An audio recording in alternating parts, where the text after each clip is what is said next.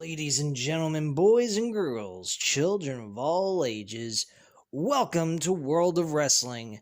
Here today to discuss about AEW Dynamite, March 16th, 2022. Folks, this was a hell of a main event. It felt like a Wrestlemania type of match between Brett Baker and Thunder Rosa inside that steel cage. And folks, they did right by them. They put them in the main event, just like I said they should have. And they did right by them. This match was very similar to their Lights Out match from last year. They also had the steel cage around the ring. The match was very meaningful, number one. And I'll tell you what, Charlotte Flair and Ronda Rousey, you got a hell of a fucking way to go to meet what they did here tonight. At WrestleMania, no less. In front of 100,000+ people. Or at least 100,000 people. They're going to try to. I looked at their fucking, on Ticketmaster for night 2. They barely got that fucking place even filled. There's barely anybody buying tickets to go to this event. I swear to you. I'm going to look up night 1 on Ticketmaster and see how things are going. And I'll also look up night 2 as well to see how things have progressed. If anybody even bought a ticket to go see this event. There's the ringside seats. I'm not kidding you guys. Ringside seats at WrestleMania aren't being filled. I could buy a ticket right now for $1,000 for one ticket. Not that I would want to do that. That would be kind of retarded. Why the fuck would I want to spend $1,000 for one ticket to sit in front of a fucking dickhead company, sit around a dickhead company that's going to provide me the worst wrestling content I could possibly ask for? Oh, by the way, Vince, Chris Jericho apparently claims he's a sports entertainer. That must have been a shout out to you, good old Vincey. Apparently, he knows what sports entertainment's supposed to be like. He's supposed to have a personality. You're supposed to be mean. Not to mention a legitimate bad guy, which you don't seem to create whatsoever outside of Roman Reigns. But Chris Jericho is your guy. You may want to call him up. You got him on speed dial, Vince? You're going to see if maybe you can drag him back over to WWE along with Cody Rhodes? Let's see what you can do, Vince, because he claims he's an entertainer, a sports entertainer, instead of a wrestler. That was a hell of a fucking comment to say. That crowd booed, and at home I was booing the screen and smiling at the same time because I know it's just an act and he's just fucking around with us. But at the end of the day, it was fucking an amazing promo. I'll get into that. We had a great opener, which I'll get right into. We had Hangman Page and the Jurassic Express going up against Adam Cole, baby, and the Red Dragon, Bobby Fish, and Kyle O'Reilly. These two teams had an amazing match together. Good 6-man tag team match to open the show. It could have even been the main event if they really wanted to, but with the steel cage match being on the card, boy, guys, you couldn't pass that up. That was a definite need to be the main event of the show. So, this match was a good one. Great way to open the show. Adam Cole hit the boom shot, and he got the 1, 2, 3. on, I believe it was I want to say Adam Cole, Adam Page, and he got the 1, 2, 3 to get the victory, or I think it might have been Jungle Boy, one of the two. I apologize. But yeah, he got the victory for his team. The action was back and forth. I think this match went at least 20 minutes. Very good wrestling took place on this episode of Dynamite. If they didn't break 1 million viewers, I'm going to be very disappointed in the fan base of AEW. I think what they are doing has been what they've been doing has been amazing. I think they have been giving everything they can to the audience, and the audience needs to show appreciation. Fuck Chris Jericho appreciation. Let's show some appreciation for AEW for once, huh? AEW deserves the appreciation of its fan base because, damn it to hell, they give everything they got every single week on Dynamite and Rampage. More on Dynamite than Rampage because Rampage is a 1-hour show that's being taped immediately after Dynamite. But guys, I don't even know how Rampage is going to even match up to what they finished out Dynamite with, man. Rampage is going to be probably a fucking show you're not going to care to watch. Not to mention it's going to be aired at 11:30 at night on Friday night. I don't even know if I'm going to do a review on it. It's kind of late anyway, and I still got SmackDown I'm going to have to cover, so I'm going to cover SmackDown. I'll worry about Rampage maybe on Saturday and do a review on that. But bottom line, guys, I mean, this show was definitely a good one, and if this didn't break 1 million, I don't know what will. I think this show deserves a lot more than just 1 million viewers. I think maybe even 1.5, maybe. But I won't get greedy. If it's over 1 million, I'll take it.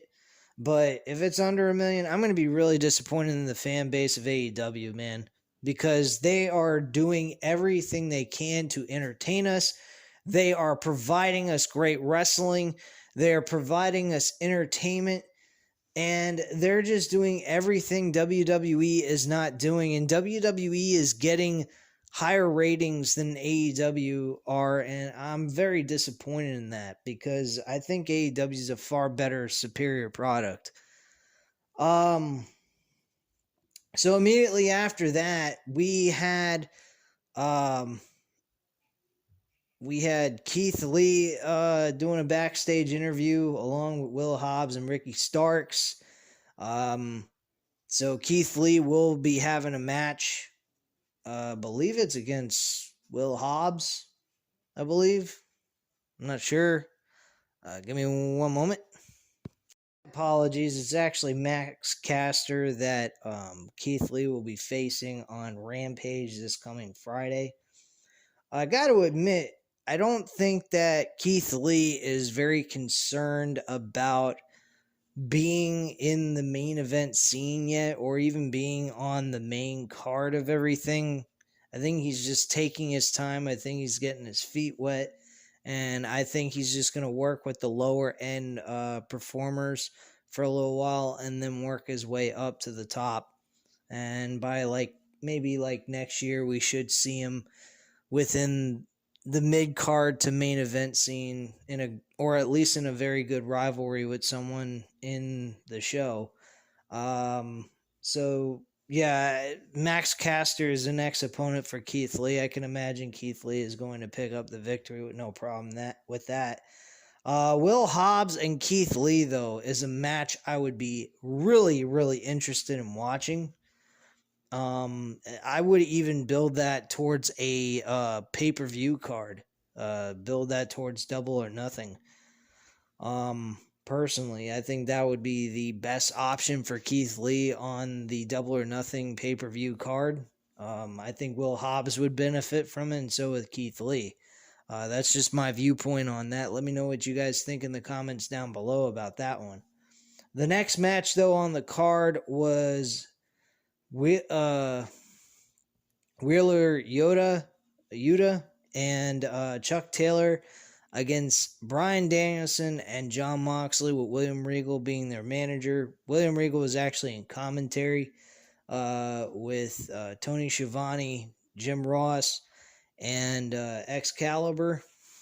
And he was talking. I was paying more attention to what was going on in the action. I'll tell you what, Jon Moxley and Bryan Danielson, they're a good team.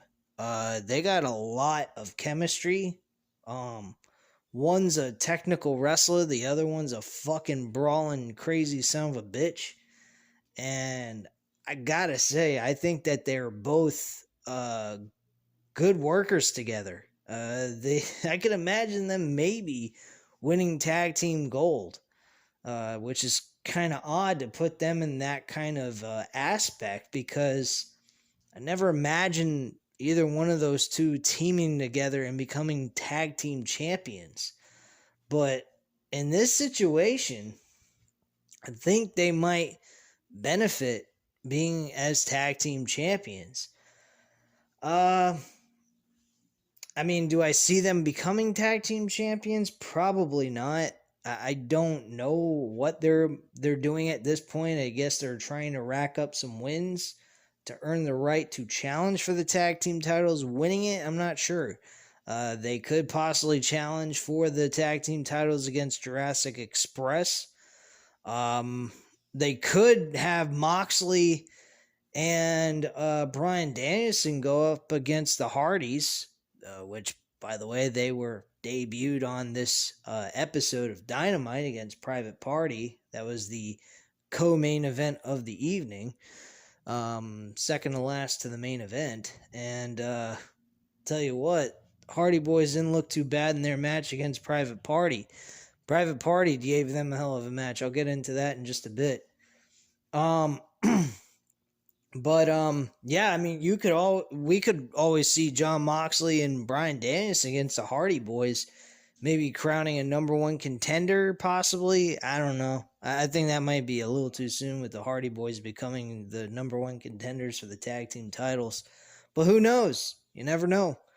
But yeah, this match, man, Wheeler Yuta was getting his ass kicked. I mean, kicked. He got stomped near the end of this match. He got his face stomped in by Bryan Danielson. And then Bryan Danielson tagged in Jon Moxley. And he put him in this chokehold, modified chokehold. And he wrenched back on his throat. And his neck's being pushed back. And he's just like looking like he's in pain unbelievably, and he manages to tap out to the in the match, and Moxley and Bryan Danielson pick up the victory and walk away as the winners.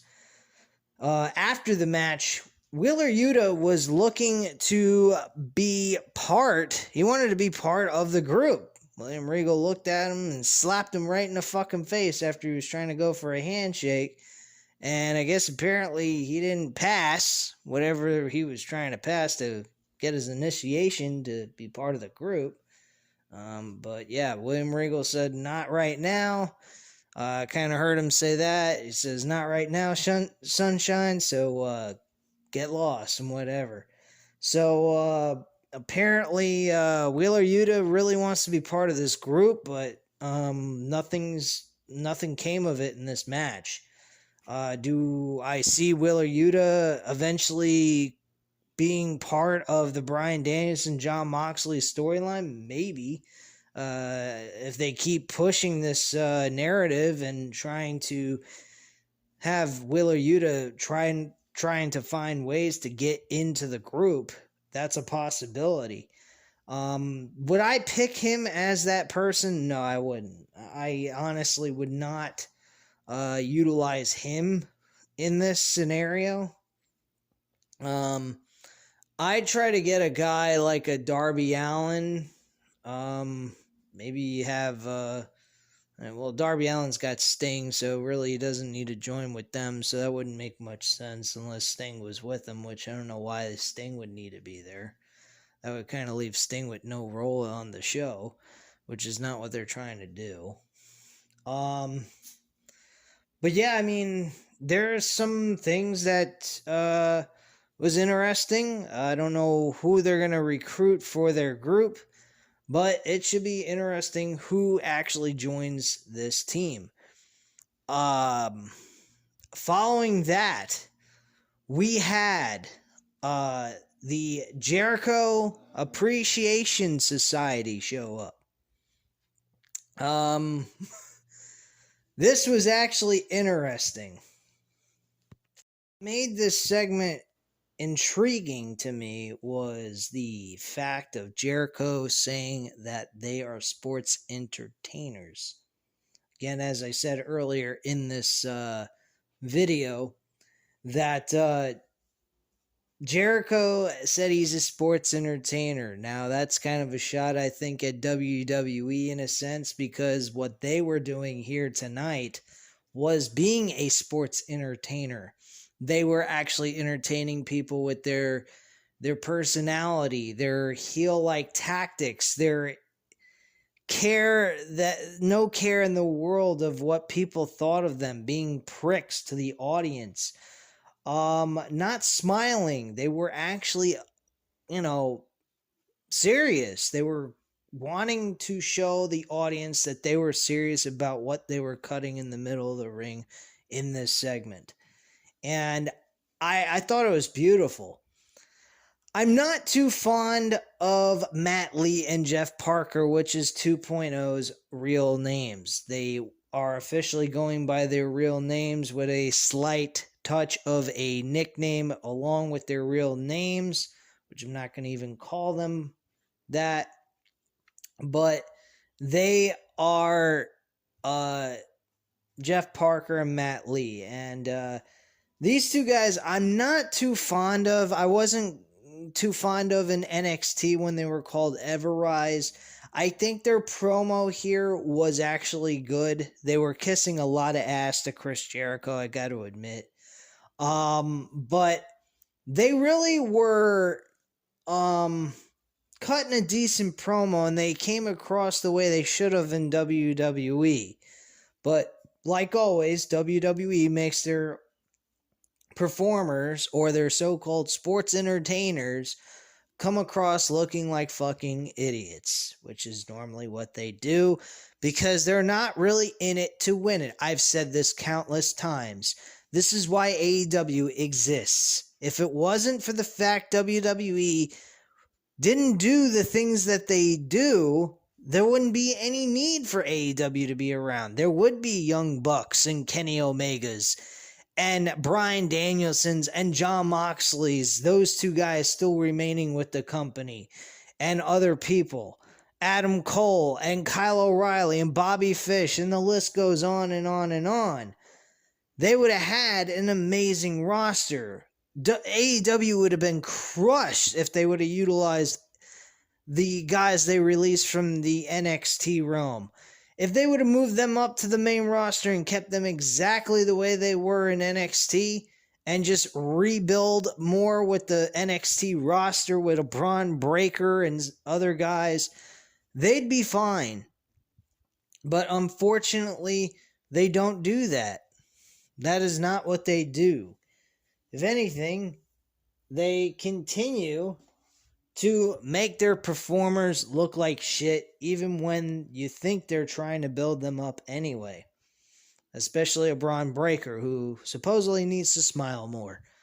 A guy like Braun Breaker needs to smile more. Give me a fucking break. But anyway, let's get into this promo. Jericho breaks down why he's with Jeff Parker and Matt Lee and Daniel Garcia. Jake Hager, we already know. They are original members of the Inner Circle. So, and they know each other personally from that other company. See what I did there? Anyway, Jericho breaks down why he's with them. He did a lot of nice things. He told us, the audience, exactly what he did for Daniel Garcia. Daniel Garcia had severe injury problem from a car accident where the doctors thought he may have never be able to wrestle again. That was a situation that was being told in this segment. I don't know if this is really real or not. I would hope they were telling this legitimately. This really was taking place in real life. This supposedly happened in 2019 to Daniel Garcia. He had a severe problem where he may not be able to ever wrestle again.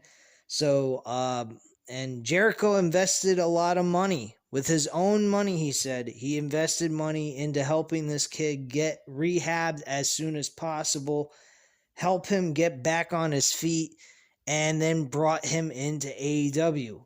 The other two, that is Jeff Parker and Matt Lee. These two guys, as Everrise, were fired from WWE, and Kevin Owens asked Jericho on the Talk is Jericho. I did not know this happened. Kevin Owens asked Jericho to help out these two guys because they lost their jobs. And if there's anything he could do to help them, he'd appreciate it because they're best friends. So he did. He brought them in, and no wonder why they're on this show. Jericho has a lot of pull backstage. I think Tony Khan trusts his knowledge and his experience working in the pro wrestling world. So, of course, he would trust him by bringing in these two guys and see what we can do with them. Kind of mentality is what they were doing. So, there you go. And that's the explanation of why these three guys are within the company right now. He said that these three guys appreciate him for what he's done for them. He's helped them, all three of them. And he loves the fact that they appreciate him for what he's done because he cares about them. This was actually somewhat touching and also a little heel-like prick type of mentality. He did have some valid points. Sammy Guevara backed out of the Inner Circle 2 times. He quit both times. When things were going south, he walked. He didn't like it. So he walked twice. Santana and Ortiz, they got a little whisper in their ear from a former friend they were working alongside with, Eddie Kingston, and they fucked all that up. So he feels like they didn't appreciate him either. And the funny thing is, he gave them the, the nod, a fist bump and everything. I think before the pay-per-view, I think it was on Dynamite or Rampage or some shit. I don't remember. But he gave him the bump and gave them both the bump, and I thought they were cool, and they weren't from last week's episode. But yeah, he goes on to say, "Look, man, I wasn't appreciated, and honestly, based on the situation, I guess he has a valid point in some case. We didn't have to go around beating the shit out of him with fucking steel baseball bats and shit and acting like a raving lunatic, but hey, it's just a show. Don't need to take it all serious." So, but he had some valid points. I mean, I won't deny it, but the Inner Circle was the first real faction he had, so it is what it is, but I think in reality, they're all good in real life, and they're not hating on each other. I highly doubt that's the case. But yeah, Jericho was told by Kurt Angle on Kurt Angle's podcast. He was interviewing Chris Jericho, and he said one thing that blew my mind. I don't know whether to take it as Kurt Angle kissing Jericho's ass because he had Jericho on his talk show, or he really just meant it, but I think he meant it more than anything else than kissing his ass, because they both worked together in the same time of an era that was one of the best eras of all of wrestling, and they had to work their tails off to get where they were. Kurt Angle's run wasn't easy either. His promo work was terrible at certain points, especially in the early stages of his career. And he left the company, went on his own, and took a risk on himself. Jericho, he stayed with the company for many, many years and did the same thing Kurt Angle did. He walked. He said, enough is enough. I can't stand this. And he went to AEW and took a risk on himself. And Kurt Angle feels that with taking that risk, going in New Japan Wrestling, also wrestling in AEW, and just going through these transformations since he left WWE, he has come to the conclusion that Jericho has surpassed Shawn Michaels. That shocked the hell out of me. I've always looked at Shawn Michaels as the guy above Jericho. But after tonight, I think Kurt Angle has a legitimate point here. I think Jericho has surpassed Shawn Michaels. This guy has done practically everything Undertaker has done. He has transformed himself multiple times to different gimmicks, to different characters, and he is just unbelievable in his transformations. And outside of him and Undertaker, there's nobody has done this like those two. Shawn Michaels is the only thing that comes close to that. Triple H, he's just Triple H, you know. I look more towards him as more of an innovator of creativity than anything else, and that was just totally killed by Vince McMahon. And Vince McMahon just has a different vision, and Triple H had his own vision. His own vision was wrestling with sports entertainment mixed together. That's what he wanted. And Vince McMahon doesn't see it that way. He looks at it not even sports entertainment anymore. He looks at it as a fucking joke show. But whatever. But yeah, this was an excellent segment. He also praised Jake Hager for sticking by him through thick and thin for the last 10 plus years.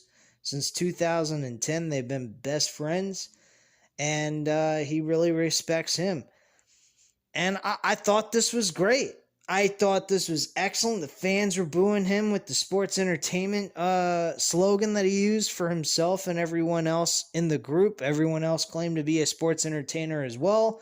And their attitudes are they're going to beat the shit out of pro wrestlers. Because pro wrestlers don't become millionaires. Sports entertainers do. So we could always see JAS in a blood and guts match. That's a possibility, but I think we're going to see Kenny Omega's group, the Elite, against the former Undisputed Era, go at it. And I think they're going to have Jay White as their fourth member for Undisputed Era, going up against Kenny Omega, Adam Hangman Page, and the Young Bucks. I think the Hangman Page is going to reunite with the Elite. I think Kenny Omega and Adam Page will shake hands, hug it out, whatever. And I think that's what this is going to lead to. I think CM Punk is going to become the World Heavyweight Champion in Double or Nothing's pay-per-view. That's what I think is going to happen. And that's pretty much it. MJF may become World Champion in All Out. And I think that's how they're going to end CM Punk's reign. I don't think CM Punk's reign is going to be as long as anyone else's reign has been. So that's just my viewpoint on that. Next match we had was Wardlow against Scorpio Sky in a one-on-one match for the TNT Championship. Before I get into the talks about this match, which, by the way, was not a bad match at all, except for the ending kind of sucked, but I expected this to happen because MJF is a fucking prick. Couldn't wait for him to just win the damn title and maybe beat him for the TNT Championship, since he can't go after the AEW World title right now because of what CM Punk did at the pay-per-view of Revolution. He screwed him out of the match. But one thing I will say, Wardlow was interviewed on a podcast at one point this week, and he said that he is very happy to be compared to Batista. And I'm not the only one who's stated this, which shocked the hell out of me. I don't think anyone else viewed him as this, but yeah, there are a lot of people like myself who see him as a Batista reenactment in modern day wrestling. He says that he really got a lot of inspiration from Batista. He thought that Batista was an amazing performer, very big, muscular dude who he inspired to look like in some capacity without the steroid use, of course. I don't think Wardlow does steroids. I think he's doing this shit legitimately, because if he was, he'd be fucking bigger than that. If he's doing steroids and he looks like that, he may want to get his fucking money back. Shit. If I'm doing steroids and I just look like Wardlow, I ain't gonna be happy. I'll tell you that much. I'd want to look like a fucking ripped up beast like Batista. And who knows, maybe Batista didn't do steroids, but I doubt it. I like Batista, but I think he did steroids probably. But if I'm wrong, I'm wrong, and I hope I am wrong. I hope Batista didn't destroy his health just so he could have big muscles. That's just stupid. But anyway, he's very happy that people look at him that way, because of the other reason is he kind of sees a lot of resemblance of his career so far being very similar to Batista in Evolution. And I stated this shit before. He was with MJF. Batista's was with Triple H in his early portion of his career with Ric Flair. He was part of the Evolution. Wardlow's part of the Pinnacle. Okay? And he sees MJF and himself as like Batista and Triple H, which I have also said. My feelings on this, though, is they kind of fucked up. I think Wardlow should still be with the Pinnacle. I think Wardlow should have not went through the kind of, antagonizing that they gave him. He was a huge asset to their group, I feel. I think that's the only real mistake they made here in this whole storyline. I think they should have just waited until MJF became world champion and stayed champion for about a year. And then eventually Wardlow winning a TNT championship against Sammy Guevara while still being part of the Pinnacle would have been a good idea. And then as time went on, MJF being world champion, him being TNT champion, they are starting to disintegrate as in the relationship that they have. And then eventually Wardlow goes after the World Heavyweight Championship while being the TNT champion for almost a year, along with MJF being world champion. And this could have led to Wardlow losing the TNT championship by next year, and then he would go after the world championship against MJF at a major pay-per-view of theirs. I think that would have been the better way to go, but they still can make up for this. Number one, they got a storyline already established. They're doing this without the world championship or a TNT title, which I thought maybe would have been beneficial for MJF since he can't go after the World Heavyweight Championship right now. And I would have possibly made him win the TNT title, MJF, from Wardlow, and then become a double champion, beating CM Punk for the AEW World Championship. If you really want to go as far as title for title, I would have done that too. Because, CM Punk probably wouldn't mind trying to win a TNT championship. That title is pretty fucking prestigious for a mid-card championship anyway. But yeah, Wardlow ends up losing the match. There was a lot of interferences taking place in this match. Wardlow pretty much had this match very much handled. But unfortunately, he went for almost 3 power bombs. He tried to go for a third one. He was distracted by Shawn Spears. Dan Lambert also was interfering on the apron, distracting the referee. He hit 2 power bombs on Scorpio Sky, and he looked like he was going to go for a pinfall, but couldn't because the referee's back was turned and distracted.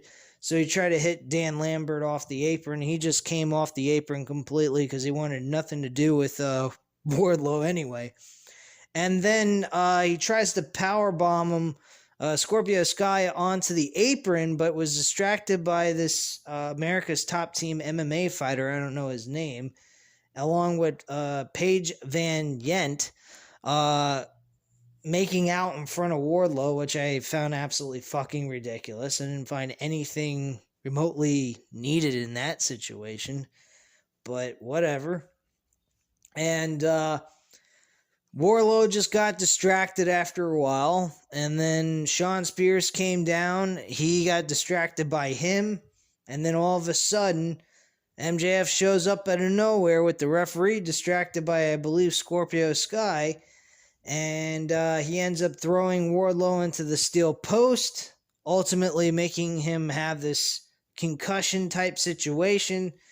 And Scorpio Sky rolls him up for a 1-2-3, getting the victory and walking away still the TNT champion. After that, we got our typical Evolution type beatdown with Dan Lambert and his cronies, along with MJF and Shawn Spears. But unfortunately, he tried to come back, but unfortunately he ended up getting annihilated anyway. And at that point, MJF went for the Dynamite Diamond Ring, smashed it over Wardlow's head after Wardlow suffered a chair shot to the skull by Shawn Spears.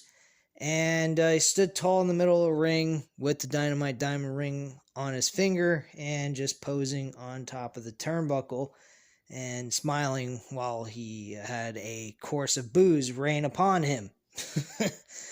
So that was really good. I got to give a lot of credit to AEW. Despite some of the things I pointed out, they did exceed my expectations with this based on the MJF situation. MJF is going to need to absolutely beat Wardlow in a one-on-one match, whether it's on television or on pay-per-view. I think they should try stretching this storyline to the Double or Nothing pay-per-view, since MJF probably will not have a shot at this championship right now until All Out. That's when I would have MJF win the fucking belt at this point. Then we had a match with the Hardy Boys against the Private Party. This match was actually really good. A lot of fun, entertaining stuff that took place. And the Hardy Boys end up getting the victory. After the match, though, Andrade El Idolo went ahead and had his group of guys come down with him with Butcher and the Blade and the Bunny together, ready to assault the Hardy Boys. Well, out of nowhere, Sting and Darby Allin came to the rescue to the Hardy Boys, and they stood tall in the middle of the ring. So that's basically what happened there. That we had the main event, which was the AEW Women's Championship, taking place inside of a steel cage that looked somewhat like the Hell in a Cell, which, by the way, they did a better job with this match than any of the most recent Hell in a Cell matches that have taken place in WWE. That's no lie. I even think they've done better than any of the women's Hell in a Cell matches. But then again, AEW gives them more freedom to do things, something Vince McMahon ought to take some notes on and allow his performers to be the best sports entertainers they can possibly be, and take the handcuffs off these guys and let them do what they feel comfortable of doing. But of course, as always, Vince McMahon is a gosh darn control freak who doesn't care about succeeding or being anything remotely entertaining. He just cares about that almighty dollar, which, by the way, is eventually going to bite him in the ass. I promise you. If there's one thing I've learned from what Vince McMahon went through with WCW and the mistakes WCW made, they're making the same exact mistakes. So at the end of the day, guys, use logical reasoning here. If you're going ahead and you're upsetting your customers, you're driving them away like crazy. Your ratings have dropped from 3 million to 1.5 to 2 million. You definitely got an issue. And that issue is you're not looking to be staying around for very much longer. No, they're not losing money. That's because they have investments, things that they can get outsourced money from and profits from through different deals, television deals, streaming deals. If WCW had these assets, they probably wouldn't have been bought out by WWF. We still probably may actually still be seeing WCW existing, but unfortunately that is not the case. They were bought out. So that is the problem. If we were in the 90s and the early 2000s where internet service wasn't the way it is now, and we were back then, folks, WWE would be struggling to survive. I can guarantee you that. Eventually, all those avenues of where they're getting their money from is going to run out. They're going to stop profiting as much as they have been in the last 2 years. I'm guaranteeing you this. I'm not a schmuck. I may not know I may not have been involved in the wrestling industry, but when it comes to common logic, when you study up about this sport, and you really learn about what they do business-wise behind the scenes, and you have common logic, and you put that all together, you upset your customer, and you don't have other outside sources to get your money, and you have to depend solely on your fans, you're going to fail. Well, they have other sources, so that's why they're not failing yet. But give it enough time, those outside sources will see through the bullshit. They will stop committing to this product, and they will not give them money, and then they will drop dead. And that's when Vince McMahon's going to sell it. I've said this 2 years ago. Almost 2 years ago I said this. And that's what's going to happen. And that's why AEW exists. That's why AEW is going to live on for the next 10 to 20 plus years. I don't know if they're going to reach levels of what WWE has done. But if they do, God bless them, man, because I am all for them. Big time. And this match tonight, this main event, showed that. These women killed each other. They used thumbtacks. They used fucking chairs. There was an avalanche dive off the top rope onto the mat with stockpiles of fucking chairs all over the place. Brett Baker stacked chairs on top of the other, and they both were on the top rope, and Brett Baker flew from the top rope down to the chairs that she piled up. Was very awkward looking, by the way. They put each other both through thumbtacks. They were both bleeding as like they were in the Lights Out match. And these women just destroyed each other. By the end of this match, Brett Baker was so out of it, she couldn't even stand up. She looked like fucking Rocky Balboa. And she was like, what the fuck? I don't know what to do. You know, she's just out of it completely. Like she's as if she had a concussion. And she gets the finisher dropped on her. And Thunder Rosa wins the AEW Women's World Championship. They had confetti coming down in the audience and around the steel cage. She was celebrating, crying. This felt like as if I was watching Wrestlemania. So Vinnie Mac, you better be paying attention to AEW tonight. Better be taking down some notes. Try to make Ronda Rousey and fucking Charlotte Flair as good as this for night one's main event. Because that is your women's main event for night one. And, Even though we all know that that's not the main event anyway. It's Brock Lesnar and Roman Reigns, which is the proper match that should be the main event of WrestleMania, if anything else. So, you know, Vince McMahon can do whatever he wants with all this Mickey Mouse bullshit, but eventually he's going to want to look into changing the look of this product.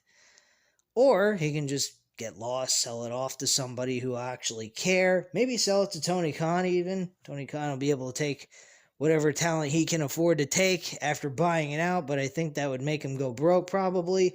Who the fuck knows? But bottom line, I think that Tony Khan delivered great with this main event match. Personally, this match should have taken place at the pay-per-view. This was a far better match.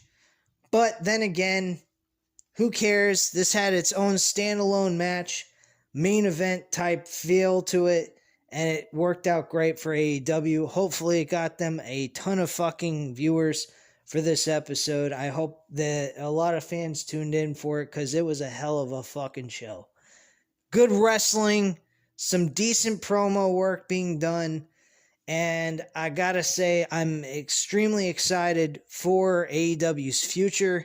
I think what they're doing is the right way to go.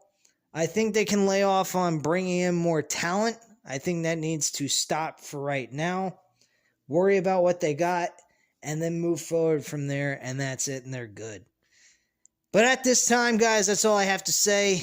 Leave a comment down below. Hit the like button if you liked the video.